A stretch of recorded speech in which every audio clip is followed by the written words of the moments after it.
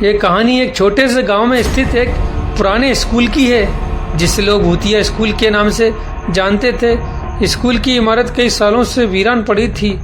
कहते थे कि वहाँ अजीब अजीब आवाज़ें आती थी और जिसने भी रात में वहाँ जाने की कोशिश की वह या तो गायब हो गया या डर के मारे बेहोश होकर बाहर पाया गया।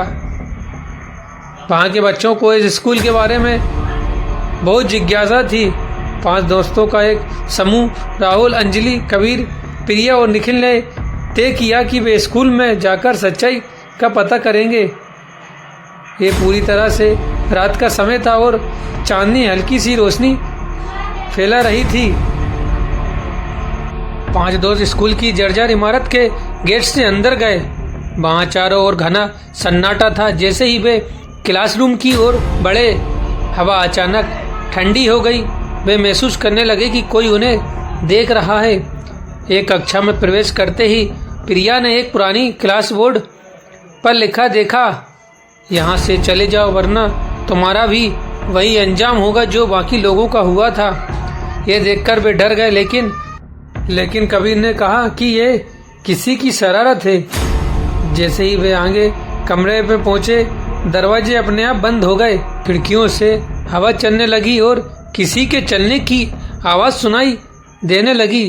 अंजलि ने देखा कि एक परछाई उनके पीछे थी। उन्होंने भागने की कोशिश की, लेकिन रास्ता खत्म हो गया था। राहुल ने दीवार पर एक तस्वीर देखी। यह स्कूल के पुराने प्रधानाध्यापक की थी, जिनकी मृत्यु यहाँ रहस्यमय तरीके से हुई थी। उनकी आत्मा इस स्कूल में भटक रही थी।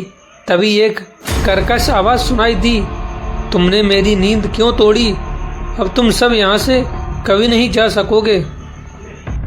डर के मारे 5 दोस्त किसी तरह स्कूल से बाहर भागे, लेकिन वे जानते थे कि वहाँ जो भी था वह किसी और को भी नुकसान पहुँचा सकता था। उन्होंने गांव के लोगों को सब कुछ बताया। गांव वालों ने मिलकर स्कूल को ताला लगा दिया और कभी उधर न जाने का वादा किया। तब से वह स्कूल एक खौफनाक रहस्य बनकर रह गया। वहाँ से अब भी रात में चीखें सुनाई देती हैं, लेकिन कोई भी उसे सुलझाने की हिम्मत नहीं करता।